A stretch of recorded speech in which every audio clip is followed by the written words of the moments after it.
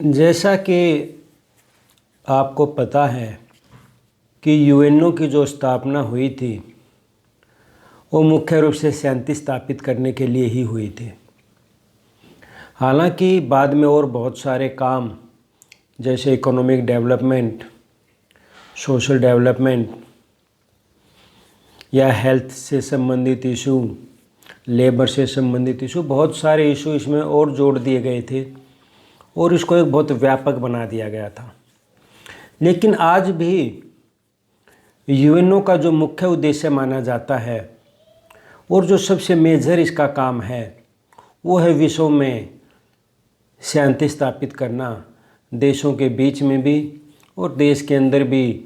यदि मानवाधिकारों का उल्लंघन होता है, कोई सिविल वॉर होता है या और सत्ता के लिए संघर्ष होते हैं तो उनमें भी यूएनओ भूमिका निभाता है अपना।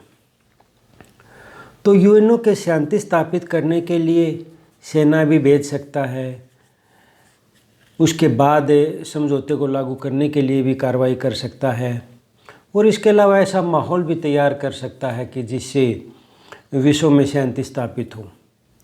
तो शांति स्थापित करने की दिशा में 3 महत्वपूर्ण उसके एक्टिविटीज़ हैं, जिसमें पीस कीपिंग, पीस बिल्डिंग और पीस इन्फोर्समेंट। हालांकि ये तीनों ओवरलैप होती हैं, कई बार इंटरचेंजेबल भी हो जाती हैं, लेकिन इनमें थोड़ा थोड़ा फ़र्क है। जैसे पीस कीपिंग की जो बात होती है तो इन तीनों शब्दों में थोड़ा थोड़ा फ़र्क किया जाता है।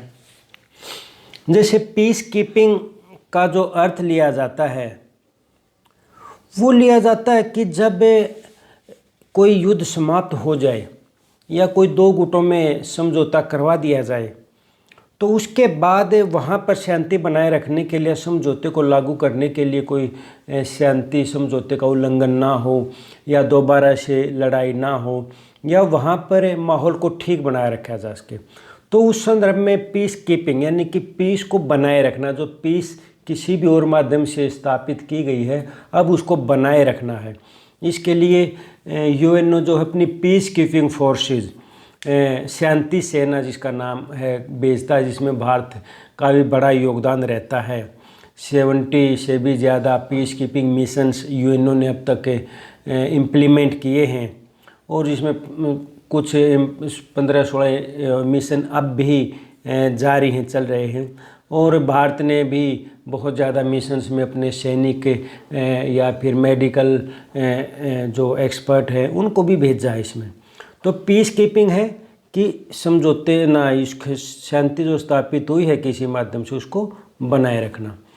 पीस बिल्डिंग एक थोड़ा सा वाइड कॉन्सेप्ट है, इसमें शांति बनाना है किसी भी माहौल से ऐसा, क्योंकि शांति सिर्फ है युद्ध समाप्ति की ही शांति नहीं होती कि युद्ध समाप्त हो गया तो अब वहाँ पर पीस एस्टैब्लिश हो गई, ऐसा नहीं होता।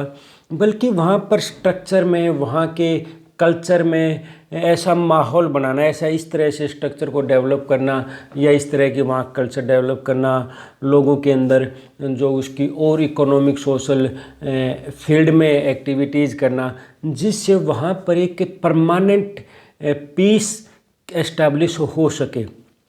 तो पीस बिल्डिंग में बहुत सारी अदर एक्टिविटीज़ आ जाती हैं जो कि इनडायरेक्टली रूप से पीस को प्रमोट करती हैं। तो उसमें बहुत सारी एक्टिविटीज़ हैं। पीस इन्फोर्समेंट में डायरेक्ट जो है सेना भेजकर युद्ध को रोकना या कोई देश दूसरे देश पर हमला किया उसको रोकना। तो पीस इन्फोर्समेंट में है कि शांति को एक लागू करने के लिए, यानी कि इस मामले में फोर्सेस ज़्यादा होती हैं, यानी कि जो कम्बैट फोर्सेस जो लड़ाई में काम आते। पीस कीपिंग फोर्सेस में सारी फोर्सेस लड़ाई के लिए नहीं होती, सैनिक नहीं होते, बल्कि उसमें और बहुत सारे एक्सपर्ट होते हैं जो और सुविधाएं देते, कोई सोशल हेल्प करता है, कोई मेडिकल हेल्प करता है उसमें। लेकिन इसमें पीस इन्फोर्समेंट वाली बात में इसमें सैनिक होते हैं। इसका जैसे एक उदाहरण है कि जो गल्फ़ वार के दौरान यूएनओ ने सद्दाम हुसैन को हटाने के लिए जब उसने कुवैत पर हमला किया था तो उसको रोकने के लिए जो सेना बनाई थी, तो उसको पीस इन्फोर्समेंट का एक एग्जाम्पल ले सकते हैं। तो इन तीनों चीज़ों को देखेंगे अलग अलग थोड़ा सा। और इसके अलावा देखें कि यूएनओ के चार्टर में क्या प्रोविज़न किए गए हैं इसको पीस इम्प्लीमेंट करने के लिए। तो एक तो यूएनओ का जो चार्टर है, यूएनओ के चार्टर 6 और यूएनओ का चार्टर 7, तो इन दोनों में ये प्रोविज़न है। जो चैप्टर 6 है यूएनओ के चार्टर का, उसमें पीसफुल मेथड्स बताए गए हैं कि शांतिपूर्ण तरीके से कैसे पीस एस्टेब्लिश की जा सकती है वर्ल्ड लेवल पर। तो उसमें वेरियस प्रोविज़न हैं, जिसमें सिक्योरिटी काउंसिल, एक और बात है कि पीस इस्टेब्लिश करने की जो मुख्य जिम्मेवारी है वो सिक्योरिटी काउंसिल को दी गई है।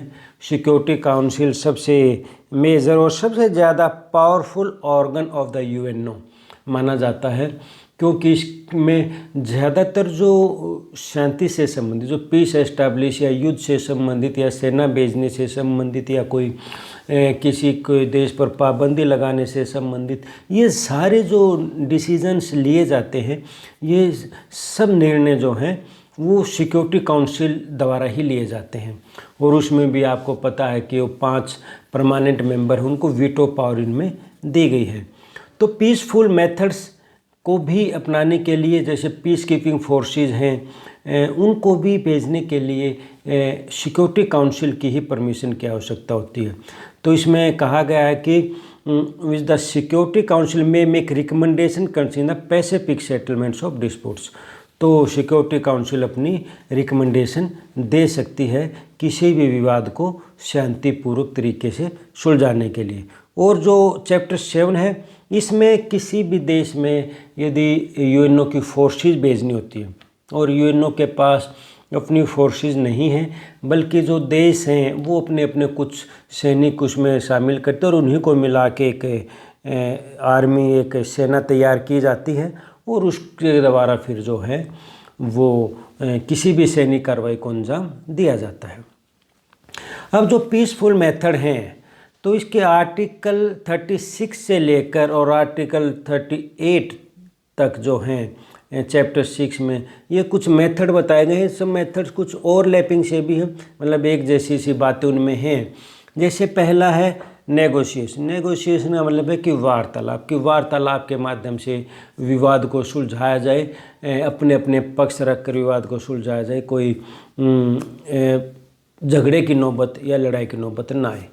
दूसरा है मीडिएशन या गुड ऑफिसेस। इसमें कोई थर्ड कंट्री जो है वो अपनी सर्विस दे सकता है। वो डायरेक्ट नेगोशिएशन में भाग नहीं लेता थर्ड कंट्रीज में, लेकिन वो दे सकता है अपनी सेवाएं, या कई बार सिक्योरिटी जो सेक्रेटरी जनरल है वो अपनी सेवाएं दे सकता है, किसी विवाद को सुलझाने में मदद कर सकता है। एक मेथड है डायलॉग का।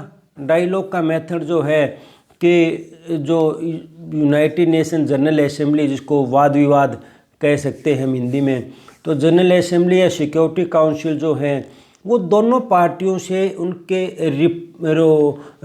क्लेम पूछ सकते हैं। भाई तुम अपना दावा बताओ कि तुम्हारे पक्ष में क्या तरह का, अब अपने क्लेम वो बताते हैं, अब अपने आर्गूमेंट देते हैं और उन दोनों के आर्गूमेंट सुनने के बाद कोई जो है वो रिकमेंडेशन दी जा सकती है। तो ये मेथड भी एक शांतिपूर्ण तरीके से विवादों को सुलझाने का हो सकता है। अगला है कंसिलिएशन। कंसिलिएशन को बोलते हैं जैसे मेल मिलाप। इसमें क्या है कि कमीशन या कमेटी कोई अपॉइंट की जाती है और वो ट्रांसपेरेंट या अनबाइस्ड मैनर से इंक्वायरी करके या अपने कुछ इस विवाद से संबंधित अपने सजेशन दे सकती है और दोनों पक्षों को मेल मिलाप करने में या आपस में नज़दीक लाने में मदद कर सकती है। एक मेथड है इंक्वायरी का। इंक्वायरी जो है ये जो आर्टिकल 34 और 36 में इसको जैसे जांच भी की जा सकती है। जैसे खासकर बॉर्डर डिस्प्यूट होते हैं, एक बॉर्डर पर दोनों का क्लेम है, एक देश कहता है ये हमारा हिस्सा, दूसरा कहता है हमारा हिस्सा है, जिस तरह कश्मीर विवाद हो सकता है। तो इसमें इंक्वायरी सिक्योरिटी काउंसिल करवा सकती है, कोई जांच कमीशन बैठा सकती है और उस जांच कमीशन की रिपोर्ट के आधार पर जो फैक्ट प्रस्तुत किए जाते हैं उनके आधार पर अपना डिसीजन दे सकती है, तो अपना रिकमेंडेशन दे सकती है। फिर बाकी तो देशों पर डिपेंड होता है कि वो एक्सेप्ट करते हैं या नहीं करते। एक है आर्बिट्रेशन। आर्बिट्रेशन मतलब है पंच निर्णय। जैसे कि पुराने समय से हमारे भी इतिहास में रही है कि पंच निर्णय, यानी कि 5 लोग बैठ कर उसका फैसला करते हैं दूसरे विवाद का। तो इसमें क्या होता है, इसमें दोनों पक्षों की तरफ से रिप्रेजेंटेटिव ले लिए जाते हैं, वो फिर लॉ के अनुसार डिस्कशन करते हैं, और फिर ये जो डिसीजन है, यदि पहले आर्बिट्रेशन को स्वीकार कर लिया है देशों ने और अपने अपने रिप्रेजेंटेटिव भेज दिए हैं, तो फिर उसके निर्णय को मानना भी इनके लिए ज़रूरी हो जाता है। तो इसके अलावा है फिर permanent court of arbitration, Hague conferences में इसकी स्थापना की गई थी भी इस तरह से एक परमानेंट कोर्ट बनाया जाए जिससे देशों के बीच विवादों को सुलझाने के प्रयास किए जाए। तो हेग कॉन्फ्रेंसेस 2-3 हुई थी, उनमें इसी तरह के जो है इंटरनेशनल लॉ के कुछ नियम डेवलप किए गए थे। एक जुडिशियल एडजुडिकेशन, इसका मतलब कि जो न्यायालय की स्थापना है, अंतर्राष्ट्रीय न्यायालय इसको बोलते हैं, इंटरनेशनल कोर्ट ऑफ जस्टिस, तो उसके माध्यम से भी अपने विवाद सुलझाए जा सकते हैं। तो ये पीसफुल मेथड कुछ थे। अब जो आर्टिकल्स जो हमने बात की है पीसफुल मेथड्स के आर्टिकल्स की, उसमें यह आर्टिकल्स देख लेते हैं कि क्या क्या कहते हैं। Article 33 obligation of parties to a dispute की, उसके क्या ऑब्लिगेशंस हैं। Any dispute that is likely to endanger the maintenance of international peace and security, कोई भी ऐसा विवाद जो अंतर्राष्ट्रीय शांति और सुरक्षा के लिए खतरा है, first be address through negotiation, mediation and other peaceful means. तो उसको पहला तो यही बनता है कि सीधा कोई विवाद होते ही लड़ाई नहीं होनी चाहिए, पहले शांतिपूर्वक जो तरीके बताए गए, जो पीछे हमने बताए हैं, जो कि यूएनओ के चार्टर में भी जिनका डिस्कस किया गया है, कि वो तरीके अपनाने चाहिए और उन तरीकों के आधार पर विवाद का समाधान करना चाहिए। And state that the council can call on the party to use such means settle their disputes. तो सिक्योरिटी काउंसिल उन दोनों पक्षों को कह सकती है कि आप ऐसे तरीके अपनाओ जिससे विवादों का शांतिपूर्ण तरीके से निपटारा हो सके। Article 34 empower the Security Council to investigate any dispute or the situation that is likely to endanger international peace and security। तो इसमें यह है कि एम्पावर किया गया है, सिक्योरिटी काउंसिल को पावरफुल बनाया गया है, उसको ये अथॉरिटी दी गई है कि वो ऐसे किसी विवाद का या कैसे किसी भी सिचुएशन को जिससे अंतर्राष्ट्रीय शांति या सुरक्षा को खतरा हो सकता है वो उसकी जांच कर सकता है और उसके बाद अपनी रिकमेंडेशन दे सकता है उस विवाद से संबंधित।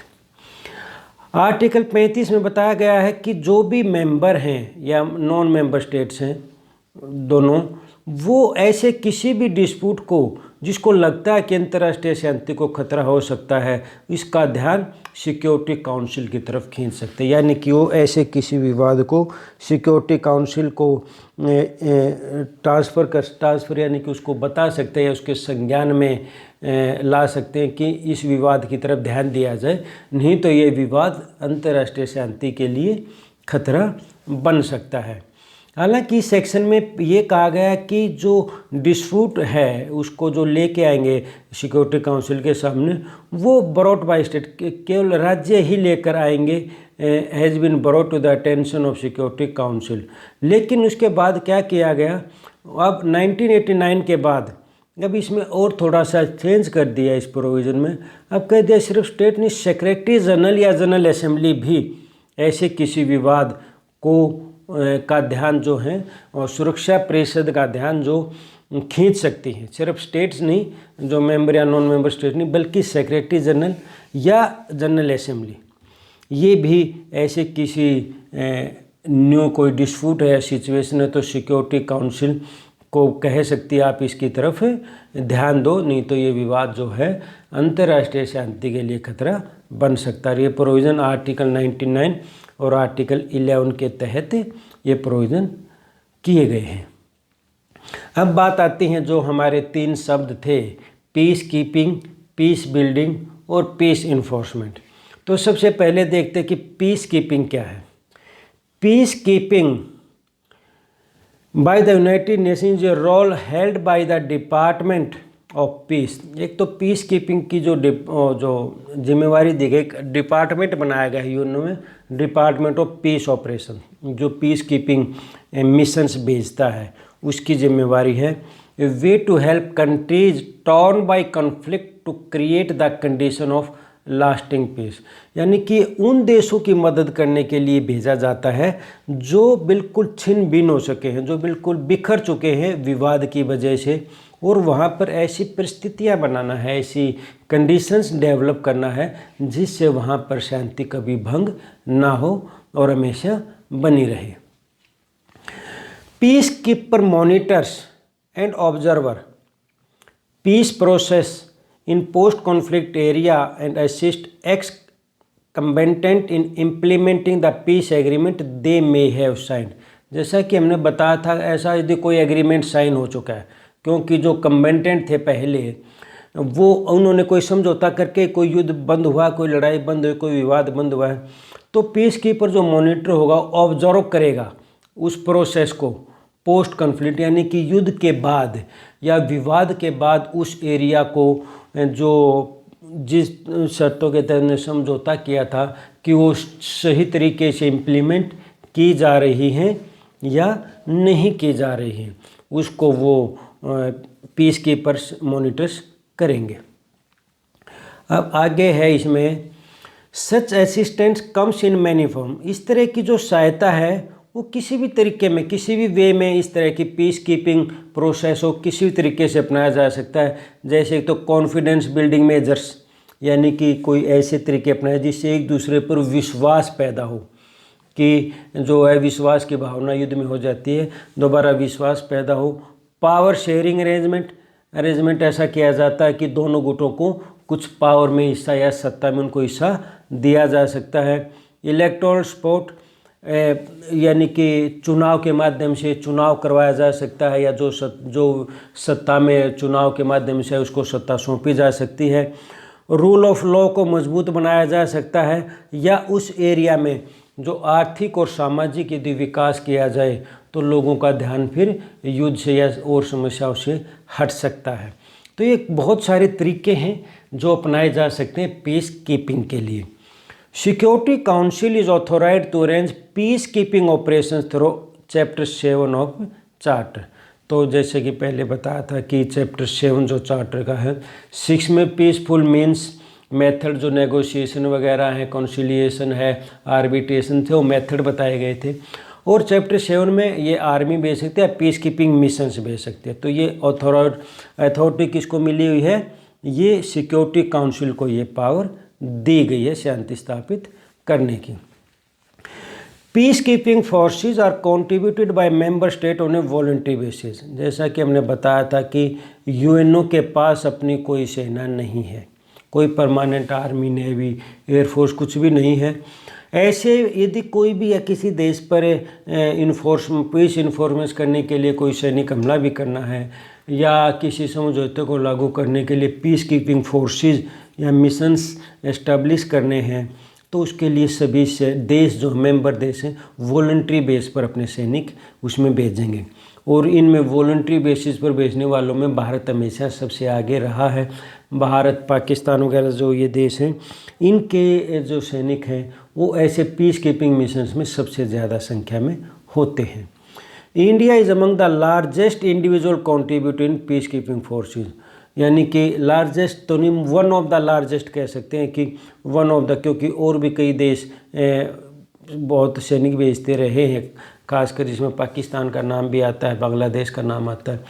तो उसी तरह तो one of the largest individual contributor in peace keeping force. Bharat ने 40 से ज़्यादा पीस कीपिंग मिशंस में, जो कि 70-72 में से हैं, उनमें हमेशा हिस्सा लिया है। और आज भी 10 से ज़्यादा मिशंस में भारत की भागीदारी अब भी चल रही है। Every peace keeping mission is authorised by security council. ये पहले बता दिया कि सिक्योरिटी काउंसिल के द्वारा ही वो मिशन ऑथोराइज होता है, उसकी मंजूरी के बाद ही वो मिशन भेजा जाता है।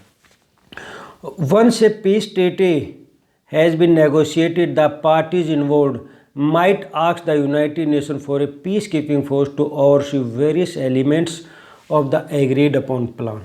यानी कि जो कम्बेटेंट पार्टीज होती हैं, जिनके बीच में विवाद होता है दो स्टेट के बीच में या एक ही स्टेट की दो गुटों के बीच में, तो पार्टी समझौते के बाद जो है वो यूएनओ से रिक्वेस्ट कर सकती हैं कि वहाँ पर पीस कीपिंग फोर्सेस भेजकर, यानी कि यूएनओ की सेनाएं भेजकर वहाँ पर उस समझौते को लागू करवाने में मदद करें।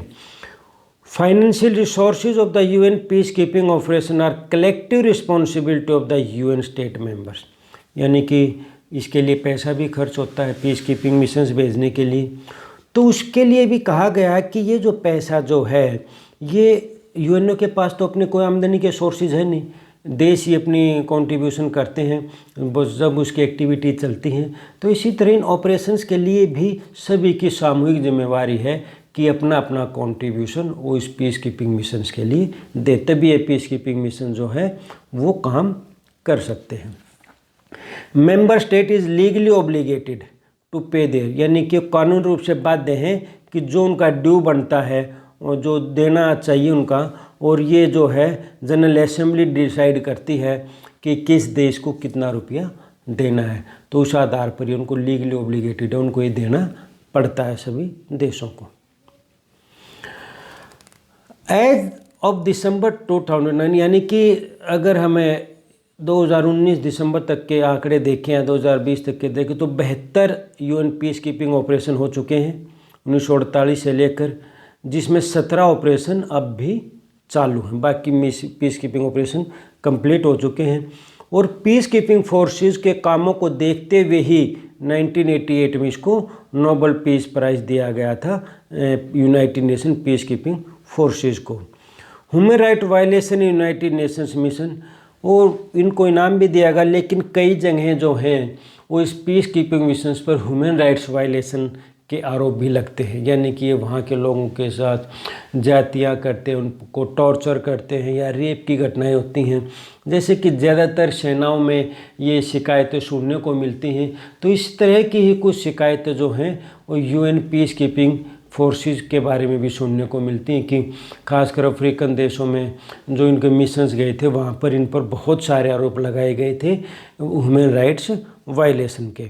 तो एक तरफ इनके काम की सराहना होती है, लेकिन दूसरी तरफ इन पीस कीपिंग फोर्सेस पर ह्यूमन राइट्स वायलेशन के आरोप भी लगाए जाते हैं। स्ट्रक्चर क्या होता है, यानी कि पीस कीपिंग फोर्सेस जब तैयार की जाती है तो उसके जो पदाधिकारी, 3 मुख्य पदाधिकारी, इसके 3 पावर सेंटर होते हैं। सबसे पहला तो special representative secretary general, the official leader of the mission. तो सबसे पहला तो सेक्रेटरी जनरल का एक स्पेशल रिप्रेजेंटेटिव होता है जो इसका ऑफिशियल लीडर होता है पूरे मिशन का। जो भी डिप्लोमेटिक एक्टिविटी करनी है, देशों के साथ बात करनी है और अरेंजमेंट करनी है, उनके साथ कूटनीतिक संबंध बनाने हैं, वो सारी जिम्मेवारी सेक्रेटरी जनरल की होती है। दूसरा जो पदाधिकारी होता है, ऑफिसर होता है, वो फोर्स कमांडर, यानी कि जो फोर्सेज वहाँ पर भेजी उनका जो चीफ कमांडर बन के जाता है। इसमें ज़्यादातर उसी देश का चीफ कमांडर होता है जिसके सैनिक उस मिशन में सबसे ज़्यादा होते हैं।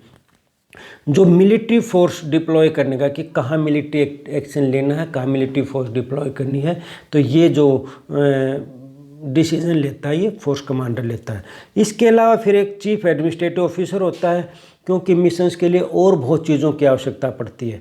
उसको खाने की चीज़ों की, रहने की सुविधा चाहिए, या और माहौल उसको ऐसा चाहिए कि सेफ माहौल हो। तो और जो अरेंजमेंट होते हैं वो मिशन को वहाँ रहने के लिए या अपनी एक्टिविटी पूरी करने के लिए जो भी सपोर्ट चाहिए, जो भी उनको फैसिलिटीज़ चाहिए, वो अरेंजमेंट करने की जिम्मेवारी होती है चीफ एडमिनिस्ट्रेटिव ऑफिसर की। तो पीस कीपिंग फोर्सेस के ये 3 ऑफिसर्स मुख्य रूप से भूमिका निभाते हैं। 3 प्रिंसिपल्स पे काम करती है पीस कीपिंग फोर्स। एक तो कंसेंट ऑफ द पार्टी, यानी कि दोनों पार्टी जो विवाद है वो कंसेंट और सहमति दें, भाई हाँ पीस कीपिंग फोर्सेज आए, ज़बरदस्ती पीस कीपिंग फोर्सेज नहीं भेजी जा सकती किसी देश में। दूसरा है इम्पार्शलिटी, यानी कि वो बिना किसी भेदभाव के अपने काम करती हैं, किसी एक का पक्ष नहीं लेती। Non use of force accept in self defence and defence of the mandate. और उन पर यह भी उम्मीद की जाती है कि पीस कीपिंग फोर्सेज जो हैं वो फोर्स का इस्तेमाल कम से कम करें, यानी कि हथियारों का या सैनिकों का इस्तेमाल कम से कम करें। जब केवल जब करें जब या तो उनकी आत्म सुरक्षा को, उनकी खुद की जान खतरे में है, या फिर जो मैंडेट उनको दिया गया, जो काम उनको दिया गया है, वो काम बगैर फोर्स यूज किए कोई अड़चन आ रही है, उसको कोई आदमी या कोई संगठन या कोई ग्रुप उसको रोकने की कोशिश कर रहा, तो उसको फोर्स से हटाया जा सकता है। इसके अलावा यही डायरेक्शन होती है कि वो फोर्स का इस्तेमाल ना करें। तो इन 3 मेन प्रिंसिपल्स के आधार पर कोई पीस कीपिंग फोर्सेस काम करते हैं। इंडिया का योगदान बहुत महत्वपूर्ण रहा, हमने पहले ही बता दिया कि 49 पीस कीपिंग मिशंस में भारत ने आज तक हिस्सा लिया, जिसमें 1,80,000 ट्रूप्स इसमें गए हैं, जिसमें हमारे कई सैकड़ों सैनिकों की मौत भी पीस कीपिंग मिशंस के दौरान हुई है। और इसके अलावा पुलिस पर्सनल भी डिप्लॉयड किए गए हैं। आज तक इन मिशंस में बड़े बड़े पदाधिकारी भी नियुक्त हुए हैं, जैसे 2 military adviser, 2 police adviser, 1 deputy military adviser और 14 force commanders and numerous police commissioner in various UN mission. तो इन UN मिशन में कई बड़े बड़े पदों पर भी इंडियंस को अपॉइंट किया गया है।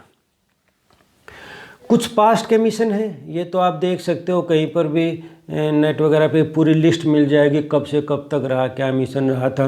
तो यहाँ हम सिर्फ उनका है जो इंडियंस इनमें इन्वॉल्व रहे हैं। Korea mission, Indo China, Middle East में, कॉन्गो में, कंबोडिया में, मोज़ेम्बिक में, Somalia, Rwanda, Angola, Sierra Leone, Ethiopia, Eritrea. तो ये कुछ मिशंस हैं जहाँ पर भारतीय फोर्स जो हैं, भारतीय सेनाएं या भारत के जो मिलिट्री के उसके जो मेडिकल के डॉक्टर्स वगैरह या और कोई सोशल सपोर्ट देने वाले लोग उसमें शामिल रहे, लेकिन किसी न किसी तरह से इंडिया का इन मिशंस में इन्वॉल्वमेंट रहा है। और कुछ मिशन ऐसे हैं जिनमें आज भी जो प्रेजेंट हैं, जो मिशन अभी ख़त्म नहीं हुए हैं, और उनमें इंडियन फोर्सेस हैं। जैसे लेबनान में यूनाइटेड मिशन इंटम, एक मिशन का नाम दिया जाता है, जैसे लेबनान में मिशन का नाम दिया United Nation interim force in Lebanon, या कॉन्गो में एक मिशन है, या सूडान और साउथ सूडान, जो सूडान 2 हिस्सों में बटा था पीछे से 2010-11 के आसपास। तो वहाँ के बाद ये इनमें कुछ विवाद को ना बढ़े उसके लिए मिशन भेजा गया है। गोलान हाइट्स जो आजकल काफ़ी चर्चा में है, जो इसमें के बीच में विवाद है इजराइल और अरब के बीच में, तो गोलान हाइट्स, गाज़ा पट्टी, वेस्ट बैंक, इन पर इनका विवाद रहता है, तो उसके लिए मिशन भेजा गया है। Ivory Coast, Haiti, Liberia. तो कुछ मिशन ऐसे हैं जो आज भी चालू हैं और जिसमें भारतीय सेनाएं उनकी इन्वॉल्वमेंट रही है। अब दूसरा कॉन्सेप्ट जो आता है UN और पीस से संबंधित, तो है पीस बिल्डिंग। तो पीस बिल्डिंग को देखते हैं। 1900 पहले ये शब्द यूज में नहीं था। सबसे पहले 1975 में एक नॉर्वेजियन सोशियोलॉजिस्ट था जॉन गाल्टुंग, जिसने पहले इस शब्द को प्रचलित किया था। पीस बिल्डिंग था, उसने एक अपना वर्क किया था पायनियरिंग, जिसमें 3 approaches to peace keeping, peace making and peace building. तो यहाँ उसने पीस बिल्डिंग शब्द का यूज किया था। और बाद में फिर अमेरिकन सोशियोलॉजिस्ट था जॉन पॉल लेड्रॉक, जिसने जो थी इसको पॉपुलर किया था 1990 में, जिसमें इसमें किन चीज़ों पर फोकस किया था। उसने कहा था कि engaging grass root local NGO international other actor to create a sustainable peace process, कि पीस प्रोसेस को चिरस्थायी बनाने के लिए या सतत बनाने के लिए, सस्टेन रखने के लिए आगे तक, तो उसके लिए NGO की या जो ग्रास रूट लेवल पर काम किया जाना चाहिए, लोकल पीपल्स को भी उसमें इन्वॉल्व किया जाना चाहिए शांति स्थापित करने की प्रक्रिया में। Peace building has since expanded to include many different dimensions such as disarmament, reintegration, rebuilding government, economic and civil society institutions। जैसा कि हमने पहले ही बताया था कि पीस बिल्डिंग का प्रोसेस वास्ट है, इसमें कई चीज़ों को शामिल किया गया है पीस बिल्डिंग के लिए। जैसे डिसआर्मामेंट भी पीस बिल्डिंग का प्रोसेस है, रीइंटीग्रेशन यानी कि जिसमें विभाजन हो चुका है, जो चीज़ बिखर चुकी है या जो टुकड़े हो चुके हैं किसी ग्रुप के, किसी देश को, उनको इंटीग्रेट करने का भी प्रयास किया जा सकता है। या जो गवर्नमेंट प्रोसेस जो है, या सरकार में कोई सत्ता में कमी आ गई है, सरकार ठीक ढंग से काम नहीं कर रही, या वहाँ पर कोई आर्थिक समस्या है, या सिविल सोसाइटी के जो इंस्टीट्यूशंस उनकी मदद से आर्थिक क्षेत्र में, सामाजिक क्षेत्र में, या सरकार के स्तर पर, या डिसआर्मामेंट की पॉलिसी को बढ़ावा देकर, ये बहुत सारे तरीके हैं जिस तरीके से जो पीस बिल्डिंग का प्रोसेस अपनाया जा सकता है। The concept was popularized in the international community through the UN Secretary General Boutros Ghali in 1992। 1992 में बुतरस घाली ने एक रिपोर्ट दी थी सेक्रेटरी जनरल ने, एन एजेंडा फॉर पीस। तो इसमें इसने पीस बिल्डिंग के कुछ सजेशन दी थी, तो उसके बाद ये शब्द और ज़्यादा पॉपुलर हो गया था। 2005 में फिर वर्ल्ड समिट हुई थी। वर्ल्ड समिट में United Nations began creating a peace building architecture based on Kofi Annan proposal. तो उसमें भी कोफी अन्नान ने जो पीस बिल्डिंग के प्रपोजल दिए थे उसके आधार पर पीस बिल्डिंग की दिशा में आगे बढ़ा गया, या ये क्रिएट करने के प्रयास किया गया कि हमें पीस बिल्डिंग करनी है, और उसके लिए कुछ ऑर्गेनाइजेशंस भी बनाए गए थे जो कोफी अन्नान के प्रपोजल में थे।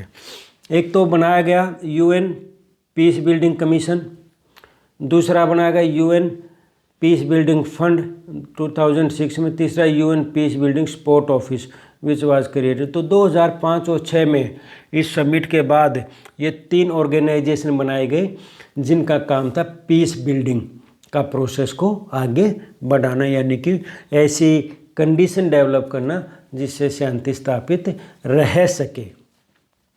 These 3 organizations enable Secretary General to coordinate in UN peace building efforts। तो इन 3 संगठन के माध्यम से जो सेक्रेटरी जनरल था वो पीस बिल्डिंग के एफर्ट्स को जो है उनमें कोऑर्डिनेशन स्थापित करता था। अब पीस बिल्डिंग को यदि हम डिफाइन करें तो peace building is an activity that aims to resolve injustice in non violent way. तो जो अन्याय हो रहा है उसको अहिंसात्मक तरीके से उसको दूर करना, उसको सुलझाना है। Transform the cultural and structural conditions that generate deadly and destructive conflict. तो एक ऐसा कल्चर और स्ट्रक्चर की, ऐसी कल्चरल और स्ट्रक्चरल लेवल पर ऐसी कंडीशन डेवलप करनी है कि जिससे जो विवाद हैं, जो डिस्ट्रक्टिव, जो विनाशकारी जो विवाद हैं, जो डेडली कन्फ्लिक्ट हैं, उनको दूर किया जा सके। तो मेन है इसमें इनजस्टिस को नॉन वायलेंट वे से एक कंडीशन ऐसी सोसाइटी में, गवर्नमेंट लेवल पर या सोशल लेवल पर, इकोनॉमिक लेवल पर ऐसी डेवलप करना कि जिससे विवादों को आगे बढ़ने से रोका जा सके या उनको सुलझाया जा सके या हमेशा हमेशा के लिए उस विवाद को समाप्त किया जा सके। It revolves around developing constructive personal, group and political relationship across ethnic, religious, class, nation. तो किसी भी बाउंड्री ने, ये नहीं कि एक एथनिक के लिए, एक रिलीजन के लिए, एक देश के लिए, बल्कि ये इन सब से ऊपर उठकर एक कंस्ट्रक्टिव प्रोग्राम है जिसमें पर्सनल लेवल पर, ग्रुप लेवल पर या पॉलिटिकल रिलेशनशिप या पॉलिटिकल लेवल पर इसको इम्प्लीमेंट करना है शांति स्थापित करने के लिए। इस प्रोसेस में क्या क्या शामिल किया जा सकता है पीस बिल्डिंग के? वायलेंस प्रिवेंशन के प्रयास किए जा सकते हैं, कॉन्फ्लिक्ट को मैनेज किया जा सकता है, शांतिपूर्ण तरीके से उसको रिजॉल्व किया जा सकता है, ट्रांसफॉर्मेशन बदलाव किया जा सकता है उस एरिया में, या पोस्ट कॉन्फ्लिक्ट रिकॉन्सिलिएशन और ट्रॉमा हीलिंग, या विवाद समाप्त होने के बाद रिकॉन्सिलिएशन यानी कि मेल मिलाप के प्रयास किए जा सकते हैं और उन घावों को जो युद्ध के दौरान मानसिक घाव या शारीरिक घाव, जो घाव बन गए हैं यानी कि जो एक किस्म से मन मुटाव बढ़ गया है, उसको भी मिटाने का प्रयास पीस बिल्डिंग के प्रोसेस में शामिल होता है। Piece building is a multi disciplinary cross sector technique. तो हमने ये पता कि मल्टी डिसिप्लिनरी क्रॉस सेक्टर यानी कि सिर्फ पॉलिटिकल अप्रोच नहीं है, सिर्फ एक कल्चरल अप्रोच नहीं है, बल्कि ये मल्टी डिसिप्लिनरी, इसमें हम पॉलिटिकल, कल्चरल, सोशल, इकोनॉमिक हर अप्रोच से हर लेवल पर हम विवाद को सुलझाने के और विवादों को शांतिपूर्ण तरीके से हल करना और विवाद आगे ना बढ़े या समाप्त हो जाए इनके लिए प्रयास हर लेवल पर किए जाते हैं। This method the methods included in peace building developing the situation and the agent of peace building. Successful peace building activity create an enforcement supportive और self sustaining durable peace, reconcile opponent, prevent conflict from restarting, integrate civil society, create rule of law. तो बहुत सारे method है जो हम पहले भी बता चुके हैं। इन्हीं मेथड्स को यूज़ करके एक्टिविटी करके स्थायी शांति स्थापित की जा सकती है, विरोधियों को आपस में मिलाया जा सकता है, विवादों को रोका जा सकता है, या रूल ऑफ लॉ मैकेनिज्म यानी कि कानून का शासन स्थापित किया जा सकता है। तो इस तरीके से पीस बिल्डिंग का प्रोसेस को आगे बढ़ाया जा सकता है। Peace building include wise range of efforts, जैसे कि हमने बताया था कि वाइड रेंज एफर्ट्स यानी कि बहुत बड़े पैमाने के अलग अलग क्षेत्र में एफर्ट्स किए जा सकते हैं। सिर्फ एक क्षेत्र नहीं है, सिर्फ एक फील्ड नहीं है, बहुत सारे फील्ड है जिसमें एफर्ट्स किए जा सकते हैं। एक्टर्स भी बहुत सारे हैं, कल्चरल एक्टर भी हो सकते हैं, सोशल एक्टिविस्ट भी हो सकते हैं, या इकोनॉमिक बिजनेसमैन भी इसमें हो सकते हैं इसमें, या वहाँ के लोकल पीपल भी इसमें हो सकती हैं, गवर्नमेंट की लॉ मेकिंग बॉडी भी इसका हिस्सा हो सकती है, या गवर्नमेंट का ऑफिसर। तो बहुत सारे लोग इसमें अपनी भूमिका निभा सकते हैं। सिर्फ सैनिकों की ही नहीं या सिर्फ सरकार की भूमिका नहीं है, बल्कि समाज के हर एक वर्ग की इसमें भूमिका होती है। नेशनल लेवल पर भी, इंटरनेशनल लेवल भी, कम्युनिटी लेवल पर भी। Address the root cause of violence, जिसका मुख्य मुद्दा होता है कि झगड़े की असल जड़ को समाप्त करना। Peace keeping also differ from peace building that it only occur after conflict and not before it ends. तो पीस कीपिंग से ये इस मामले में भिन्न है कि पीस कीपिंग का जो प्रोसेस है जो हमने पहले पढ़ा था वो विवाद के समाप्त होने के बाद शुरू होता है, यानी कि पीस एस्टैब्लिश कर दी उसको बनाए रखना है। जबकि पीस बिल्डिंग का एफर्ट से तीनों में, यानी कि विवाद से पहले भी, विवाद के दौरान भी और विवाद के बाद भी, ये प्रोसेस पहले भी चलाया जा सकता है, युद्ध के दौरान भी, युद्ध के बाद भी। तो पीस बिल्डिंग का प्रोसेस इससे ज़्यादा वास्ट है पीस कीपिंग से।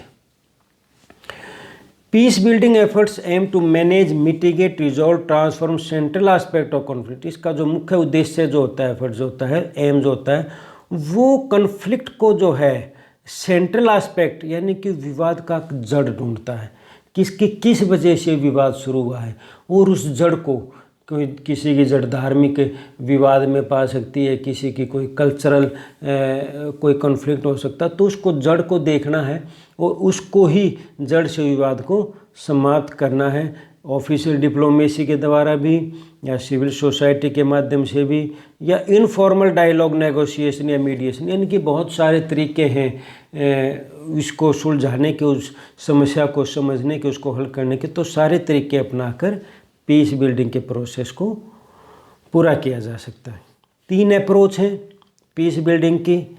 नेगेटिव अप्रोच डायरेक्ट वायलेंस में, पॉजिटिव पीस स्ट्रक्चर वायलेंस, और जस्ट पीस कल्चरल वायलेंस। जैसे कि इसमें यह है कि यदि युद्ध है, डायरेक्ट और वायलेंस में शामिल हैं, तो पहला तो काम होता है कि युद्ध को रुकवाना, हिंसा को रोकना। तो पहला काम तो इसको नेगेटिव पीस बोलते हैं। फिर पॉजिटिव पीस, फिर विवाद समाप्त होने के बाद देखा जाता है कोई स्ट्रक्चर ऐसा तो नहीं बना हुआ जो एक दूसरे के साथ भेदभाव कर रहा है, या एक वर्ग का या एक एथनिटी का शोषण कर रहा है, उसके खिलाफ कार्रवाई कर रहा है, या कानून उसने ऐसे बना दिए हैं कि जिसमें एक वर्ग को ज़्यादा अधिकार दिए, एक दूसरे को नहीं देंगे, जिससे कि फिर शांति को खतरा हो सकता है। फिर दूसरा है फिर स्ट्रक्चर चेंज करना, भी जो स्ट्रक्चरल वायलेंस है उसको समाप्त करना, इसको पॉजिटिव पीस कहा गया। तीसरा है फिर सोसाइटी में, कल्चर में, उसके जड़ में क्या क्या कारण हैं, जाति के आधार पर, धर्म के आधार पर, उन सभी विवादों को ढूंढना, उन सभी कारणों को ढूंढना, वो जनता के बीच में विभिन्न वर्गों के बीच में आपस में विश्वास बहाली को, कॉन्फिडेंस जो है कॉन्फिडेंस बिल्डिंग मेजर्स को इम्प्लीमेंट करना है। तो ये 3 तरह की वायलेंस हो सकती है, धर्म की इसके आधार पर, डायरेक्ट हिंसा के आधार पर, या कोई स्ट्रक्चर ऐसे बने हुए हैं, संस्थाएं ऐसी बनी हुई हैं जो स्ट्रक्चरल ढंग से वायलेंस करती हैं, या फिर समाज में बहुत सारे ऐसे विवाद हैं। तो इन सभी के आधार पर ये तीनों अप्रोच अपनाई जा सकती हैं।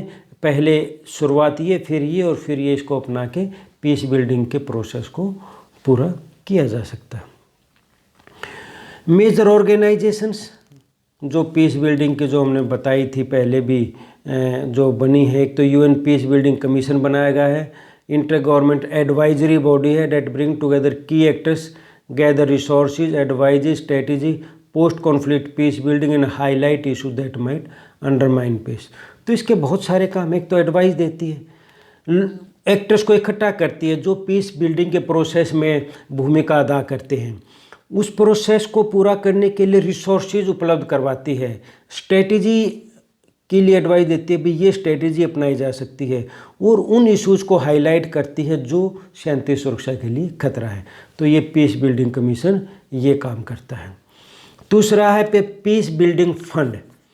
फंड का मतलब जैसे कि नाम से ही पता है कि ये एक कोष जिसमें पैसा इकट्ठा किया जाता है, क्योंकि पीस बिल्डिंग के प्रोसेस को लागू करने के लिए या परमानेंट पीस वहाँ पर एस्टेब्लिश करने के लिए प्रयास किए, उसके लिए पैसे की आवश्यकता पड़ती है। तो support peace building activity that directly promote post building stabilization, strengthen state and institution capacity.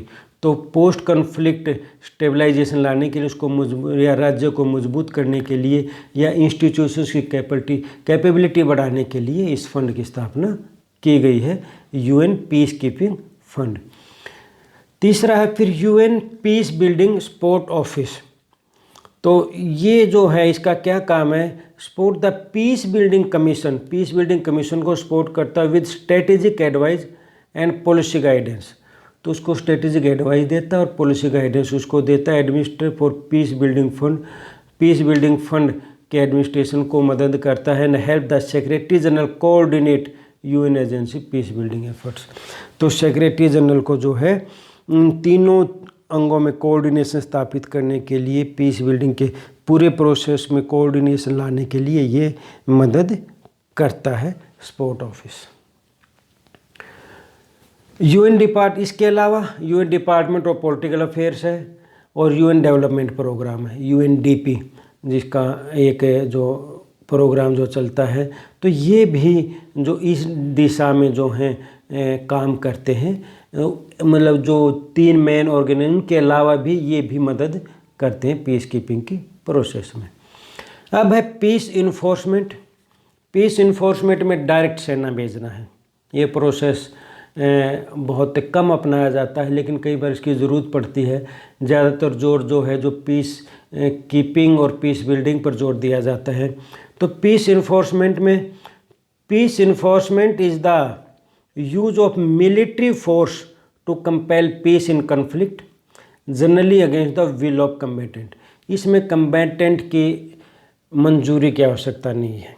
इसमें मिलिट्री फोर्स भेजी जाती है ज़बरदस्ती वहाँ पर। अगर किसी देश ने दूसरे देश पर हमला कर दिया है, जैसे कोरिया का विवाद था, या फिर जैसे सद्दाम हुसैन ने कुवैत पर कब्जा कर लिया था गल्फ वार में, तो ऐसी स्थिति में ये अपनी सेनाएं भेजता है। और सेना निश्चित रूप से देश तो नहीं चाहेंगे सेनाएं, लेकिन ये अपनी सेना इनको लगता है, क्योंकि सिक्योरिटी काउंसिल की जिम्मेवारी है कि दुनिया में कहीं पर भी यदि शांति को खतरा है तो वहाँ पर यूएनओ सुरक्षा परिषद सेनाएं भेज सकता है। It is generally requires more military force than peace keeping operation. तो ये मुख्य रूप से जो हैं ज़्यादा फोर्सेस की आवश्यकता पड़ती है। पीस कीपिंग फोर्स में फोर्स बहुत कम होती है, एक्स्ट्रा लोग बहुत होते हैं, एक्स्ट्रा ज़्यादा होते हैं। फोर्सेज यानी कि सैनिक, हथियारबंद सैनिक कम होते हैं, वो भी हथियारों का यूज़ बहुत कम करते हैं। लेकिन इन्फोर्समेंट के लिए जब सेना भेजी जाती है तो मुख्य रूप से वो लड़ाकू सैनिक ही होते हैं। और चैप्टर 7 में ये प्रोविज़न किया गया है, पहले ही बताया था हमने चार्टर के, जिसमें ये कर सकता है। अथॉरिटी है सिक्योरिटी काउंसिल को ability to authorize force to enforce its resolution and cease fire already created. इसने कोई फैसला किया, कोई रिजोल्यूशन पास किया, तो उसको इन्फोर्स करने के लिए ये सेनाएं भेज सकता है। Compare to peace keeping, peace enforcement required, ये बता दिया कि ज़्यादा मिलिट्री फोर्स की उसमें आवश्यकता पड़ती है युद्ध लड़ने के लिए। Generally unable to create lasting peace, ये लास्टिंग पीस को क्रिएट करने में सफल नहीं होते, सिर्फ एक बार विवाद को रोक देता है, युद्ध को रोक देता है, फिर भी वहाँ पर शांति बनी रहती है। उसके लिए फिर दूसरे मेथड अपनाए जाते हैं, जैसे पीस कीपिंग का और पीस बिल्डिंग का। और इसका सबसे फेमस जो एग्जाम्पल है वो जैसे हमने बताया था, US intervention during the Gulf war to force Saddam Hussein Iraqi army from Kuwait.